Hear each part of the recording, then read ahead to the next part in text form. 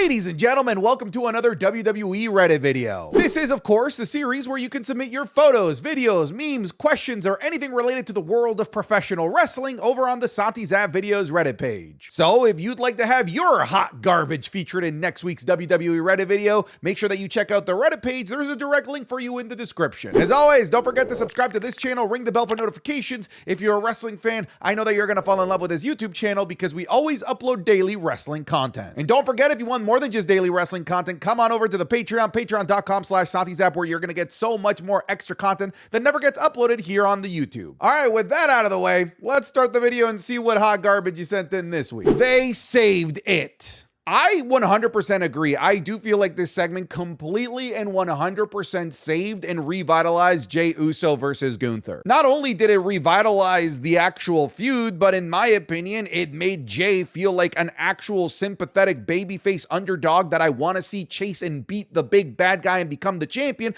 But it also finally made Gunther look like a ruthless, evil villain champion that you want to see lose. So this saved the feud, this saved the babyface, this saved the heel, and all it cost was the life force of one big Jimmy Uso. Listen, you're gonna hear a lot of people saying, oh, you see, you should have let Papa H cook. This was the plan all along. People just want to see storylines develop faster. I don't know that people want to see storylines develop faster. I think people just want to see good TV in general. And letting storylines develop just should not be the excuse for allowing bad storytelling and bad TV, which is, let's face it, what we were getting with Jey and Gunther prior to this. I don't know why people are so okay with accepting mediocrity and allowing WWE to feed you bad storytelling simply because it will eventually become good, when in my opinion, you deserve better. I deserve better. We all deserve better. Storytelling should just be good from beginning to end. But hey, that's my opinion. I'm just glad that we are here at this point in the storyline where this properly feels like a WrestleMania worthy feud. R.I.P. Jimmy Uso, who looks to have sacrificed his WrestleMania payday to help Jey ultimately, not necessarily he himself get over, because he's over, but get this feud over. The Miz is the winner of this trend.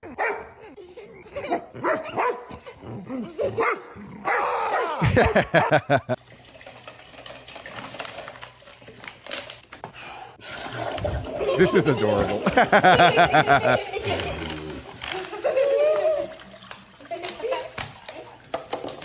And you know the girls are having the time of their life too. Dude, Miz is life goals, is he not? Is he not a dad? He's got probably an awesome house, great life. Dude's got a wonderful, awesome physique. Man is goals, brother. Man is goals. Me realizing the European tour ended and we're going back to what? Chants and complete silence during matches again.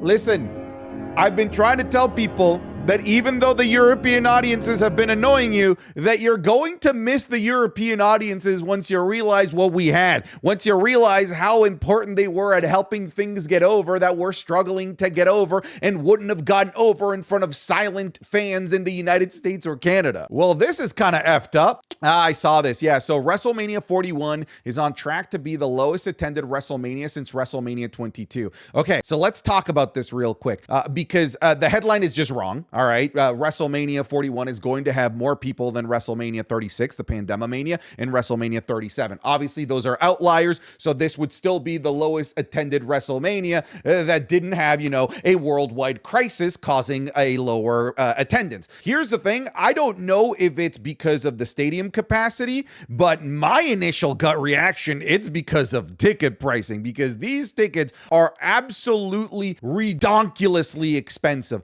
Now, when I look at available tickets, they're still 5,000 and they have a setup of 50,000. I mean, really, like I would have figured that a stadium like Allegiant would allow for a setup of something significantly higher than something in the low 50s. I was expecting this Mania to be in like the high 60s, 70,000 people. But at this point, they're pretty much just rivaling the attendance of SummerSlam 2024. Again, I don't know what the other circumstances are, if there is restrictions with the setup that they're allowed to have in Las Vegas and Allegiant Stadium, but my gut reaction tells me that it's the pricing of the tickets. I have absolutely no evidence to go off of. However, if you come to this channel for facts and evidence, oh, brother, you've already made a big mistake in your life. WWE has started replacing certain TV-14 crowd chants with TV PG chants in the Netflix recorded versions of its shows. One example is holy shit chants being swapped for fake "this is awesome" in the Netflix version of WrestleMania 40. Crazy censorship. Listen, I don't know if this is true because I don't got time to go back and check if this is actually like a real thing that's going on. However, we do see Netflix censoring episodes of Monday Night Raw while it's live, trying to mute, holy shit chants or any F words that the crowds might be chanting.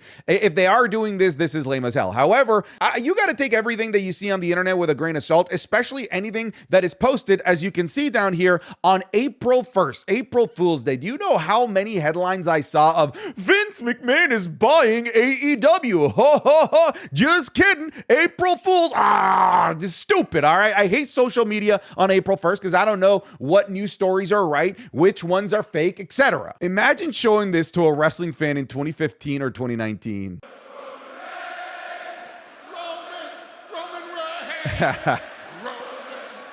This was great. This really was awesome. I know that people are bothered by the European chants, that it made the segment have to be rushed, that it went overtime because the crowds kept singing. I'm sorry. All right. They paid an exuberant amount of money to be there because WWE price gouged the ever living hell out of our old continent brothers in Europe. And they were paying like, I don't know, like 700 pounds for nosebleeds up there. If they want to chant during promos, I say go for it. But this was beautiful. Thoughts? I saw this, that Rusev has officially and properly re-signed with the WWE.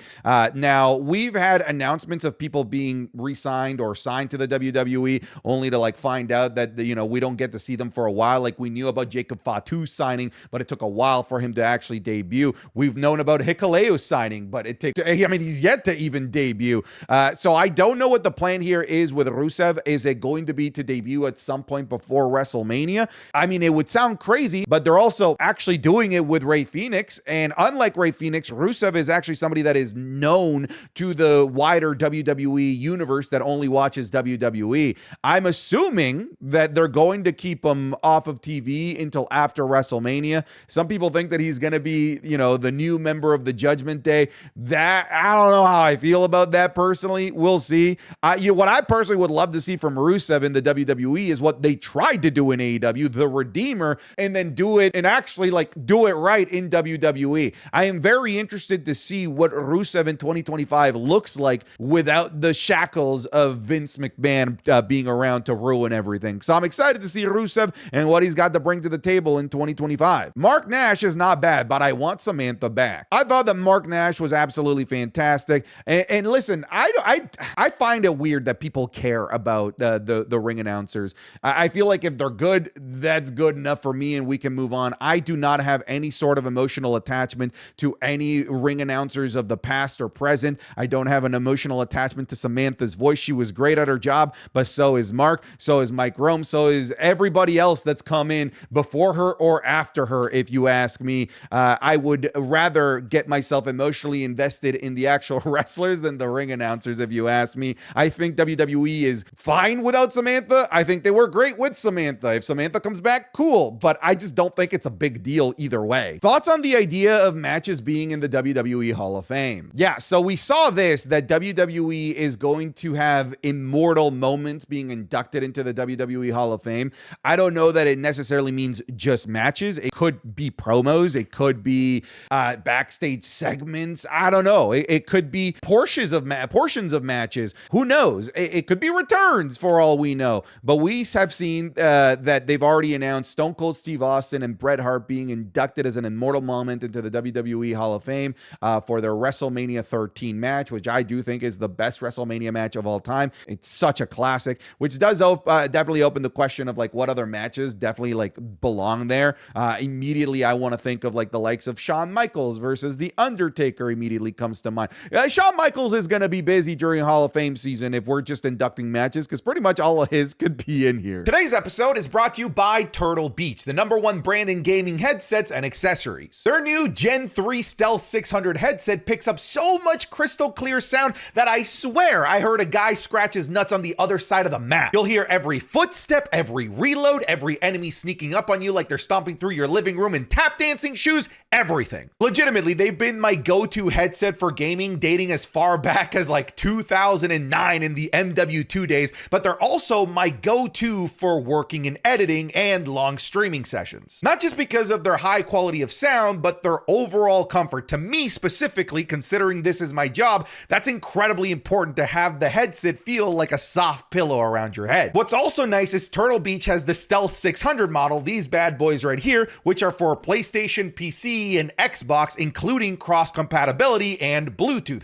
So that means one headset for all of your systems. So I can easily go from working on my PC, doing some boring editing, to ripping on my PS5 if I wanted to. They're also like the only wireless headsets that I've used that doesn't die after 12 hours. These bad boys right here, the Stealth 600s, they go up to like 80 hours. Whether you're a casual gamer or you're one of those fellas that hasn't touched grass in weeks, Turtle Beach is the right headset for you. So folks, get the ultimate immersive gaming experience with Turtle Beach today. For a limited time only, head to turtlebeach.com and use code Santi for 10% off your entire order. That's 10% off of your entire order when you use code Santi at turtlebeach.com. Thank you to Turtle Beach for sponsoring this video. Now back to the video. You know, it's true. Me watching Cody Rhodes kick out of the 76 AA at WrestleMania 41. Listen, all right, we're gonna see Cena kicking out of a couple crossroads as well. The sword's gonna cut both ways here, ladies and gentlemen.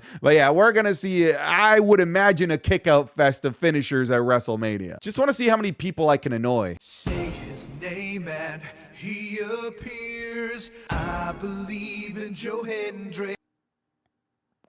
What? That worked on me. You're a piece of shit. Is it me, or does Cody look like a teenager next to Randy? I mean, wouldn't everybody? I mean, Randy is a human life version of an Elden Ring boss. The dude is a actual genetic freak. I would look, if Cody looks like a teenager next to Randy, brother, I would look like a bacterial amoeba next to him. The vision is much clearer than ever. All right, so we got Dominic Mysterio, Liv Morgan. I love this. I love this. I love the vision. I am behind this. Both of them being Intercontinental Champion. Do you know how amazingly obnoxious these two would be as dual Intercontinental Champions? They would be so good together as this. I love this vision. I'm down with this. Picasso. This feud will be legendary. Oh yeah, I'm very, very excited for this. Listen, I get if you don't like Charlotte.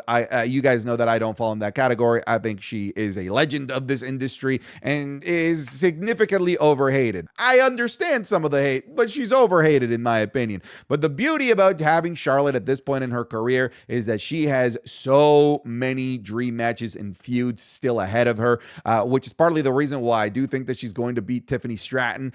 Tiffany Stratton being one of those dream matches, of course. But I think it's kind of a doom foretelling if they're already teasing this big ass feud for Charlotte Flair when she hasn't even had her match against Tiffany Stratton. I think that this signifies Tiffany Stratton do be losing at Mania. I know you guys too well at this point. Like, you guys are like literal cringe meme lords at this point with these Stone Cold memes. Wade Barrett watching Cena in front of him say, "I don't bury talent, I bury mediocrity."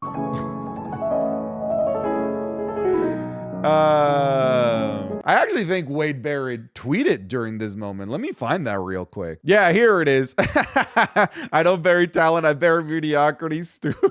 Wade Barrett. And he was on commentary for this too, which was great. This is like that one time when the Pistons broke their large ass losing streak. Bro, I know that Finn Balor fans all over the world, they're feeling hot. They are feeling the vibrations. They are feeling the momentum going into WrestleMania. I promise you, brother's gonna get pinned at Mania, all right? They're just hyping him up to get pinned at Mania. So just don't get your hopes up, all right? I just don't want to see another Finn Balor fan's heart break, all right? This guy started the Roman Reigns chant. POV.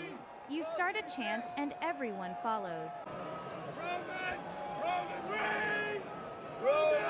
Roman Reigns! Roman Reigns! Roman Reigns!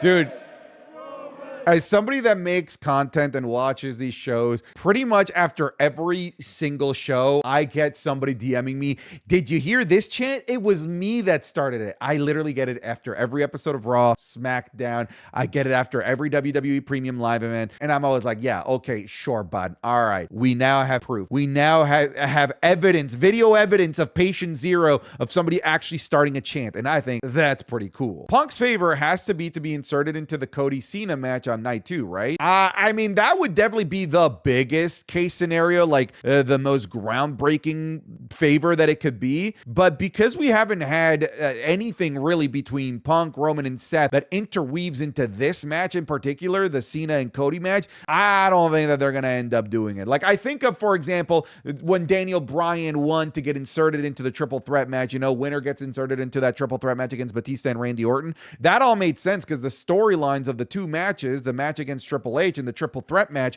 they were all interwoven. These are two completely separate entities, so I don't think it's going to be that. 4 WrestleMania main events in a row, was it deserved? For Cody Rhodes, I would say so. I think all of these, Cody Rhodes was the right choice to have in the WrestleMania main event. Mania 39, he was the best available option. The 2 main events at WrestleMania 40, I thought the story was big enough to warrant it. And then what we have here, I mean, can anyone actually like make a case for this to not be the right call or for it to not be deserved? I don't think so. No, Randy, this is too much. Yes, of course. This is exactly what happened. Randy kissing a bloody Jimmy Uso. It is funny because I saw so many people saying that Gunther should have kissed Jimmy to really pay homage to this moment, which I guess he kind of did something worse, you know, like lick his blood, which in my opinion is even nastier. Take my money. Listen, I know already that WWE is going to be doing an Evolution show, an all-women's WWE Premium Live event, and my God, do they have the talent to put on maybe the best PLE of the year. And if they pull the trigger on a match like this, brother, yeah. 2 wrestlers who made history in Japan face off at WrestleMania. Jesus Christ.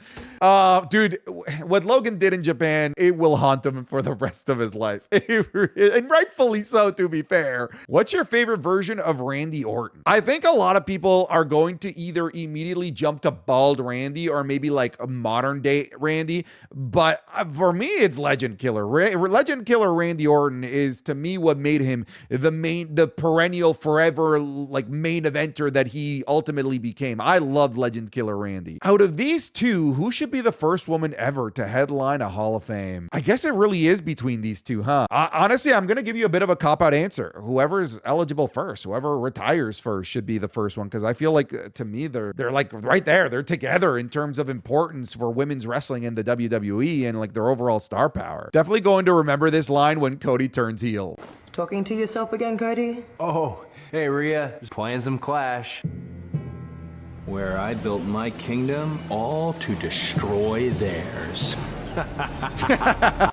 I've never seen this. That's a good find. Thank you for sending that. 2026 Elimination Chamber reveal. Chamber out here for monkeys, bro.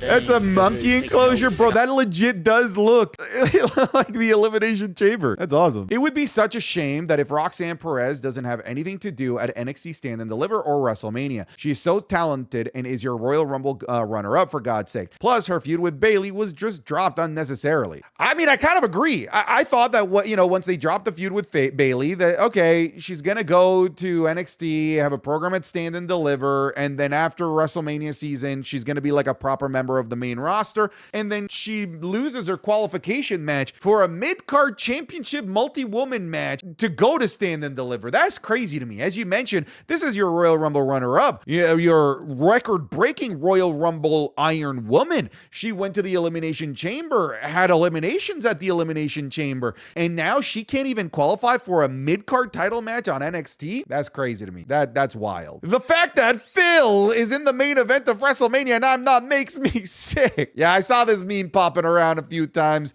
Listen, we've known for months that Jay and Gunther was just not going to main event, even if they never outwardly said it. They just were not treating that storyline like a proper WrestleMania main event. They took too long to actually make it feel main event worthy, and now it's just too late. What Tiffany and Charlotte's feud needs right now. Tiffany, just Charlotte murdering Ludwig Kaiser. that would be cinema. If Cody unleashes this demon at WrestleMania, Cena is cooked. What the hell is he doing? Oh man, listen, if you weren't around in the Ruthless Aggression era, you missed out on the gem of a tag team that was Booker T and Goldust. Bookdust might be the funniest act in professional wrestling history. Cashier, do you want to round up to donate to charity? Me, you get nothing. It's always, what do we get? What do we get? What do we get? A lot of Cena-isms from his promo do work in real life, folks. No wonder why he never wins. Finn Balor, lifelong Tottenham Hotspurs fan. Hey, listen, if you're a fan of footy, the world's favorite sport, you understand what this is about. That Cena and Cody promo had the fandom split like this. It was truly split. I really was shocked at how split people were. I thought for sure that John Cena ran away with that promo. I think ran away might be a stretch. I thought that Cena won the promo. I think he had the better zingers, and they were far better thought out in my opinion, but a lot of people felt like Cena got owned by Cody, so it did feel like civil war there for a bit on the internet wrestling community. This is how I want if Tiffany is losing to Charlotte. Listen, I think Tiffany's losing, but she can come out as a winner in a loss. We've seen that before in the WWE. This is the greatest example that you're giving me. I don't think that we're going to get to the levels of this, but if Tiffany can have like a gutsy performance against a Charlotte, even in a loss, I think that's going to go a really long way. Will Rey Fenix get a spot on the WrestleMania card? I almost certainly think so, right? Like, why debut him before WrestleMania, this close to WrestleMania, if you've got no plans for him at WrestleMania? I think they got something for him. If I'm a betting man, I think that they're going to do a multi-man ladder match for the U.S. title, and Rey Fenix, I mean, it doesn't get better than that in Rey Fenix to a ladder match. So many triple threats for Mania this weekend. Bro, it's not even like triple threats even. Like, we also have this fatal four-way that's very likely to be announced for the Intercontinental Championship. I think we're probably going to get a multi-man match for the U.S. title. Let's not forget the women's North American title. That's going to be a six-way women's ladder match. So I feel like this is the year of just multi-people matches because they just have too many people, too much star power to not include on the WrestleMania card. Santi since the John Cena heel turn. See, y'all keep booing John Cena. This is why he did what he did. He's talking to y'all. He said fuck every single one of us. That includes you. You like this, man. And to the John Cena supporters, fuck you guys the most. You're all fake as hell and I hate every single one of you. He didn't mean that. Oh, and I meant it. Fuck every I feel that, brother. single one of you. Especially that fat little bitch in the corner. Fuck that kid. Oh man, I can't believe y'all felt that way after Cena broke up with you guys. Oh man, couldn't be me. Most forgotten WrestleMania ever. Okay, so Mania, this would be the Pandemomania, right? Mania 36. I'm not gonna lie, I didn't know Bobby Lashley versus Aleister Black happened at this. I remember this happening because it was supposed to be a triple threat tag team match, but because it was too many people in the ring, they had to dumb it down to just a triple threat match where it was only one member of the tag team defending both tag titles. That was weird. I do not remember this. That's kind of crazy. That's kind of a crazy dream match at Mania that I didn't even know happened. I remember this because this was ass. Our King Win Balor has come back. What a wonderful day! What a wonderful day! What a wonderful day! Like I said, man, Finn Balor fans, don't get your hopes up. I just don't think that this is going to lead to the push you're looking for. Somewhere in the Dogline Rules universe. Okay, all right. Who swapped me and my dog's head? That's weird. All right. I'm just gonna end the video on that one. All right. Goodbye, everybody. That one weirded me out too much. I'm done with this video.